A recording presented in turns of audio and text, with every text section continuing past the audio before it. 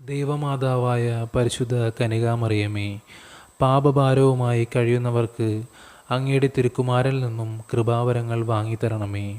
എല്ലാ ജനപദങ്ങളുടെയും മാതാവേ, പരിശുദ്ധ തൃത്വത്തിൻ്റെ സംപൂജ്യമായ ആലയ നിർമ്മല കന്യകേ, അങ്ങയുടെ ആത്മാവ് എന്നിലായിരുന്നു കൊണ്ട് ദൈവത്തെ മഹത്വപ്പെടുത്തട്ടെ.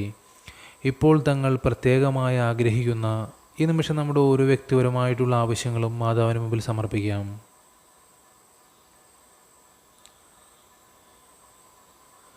ഞങ്ങൾ എല്ലാവർക്കുമായി അങ്ങേ തിരുക്കുമാരനോട് അപേക്ഷിക്കണമേ. ആമീൻ. സ്വർഗസ്ഥനായ ഞങ്ങളുടെ പിതാവേ, അങ്ങയുടെ നാമം ഉചിതമാകണമേ.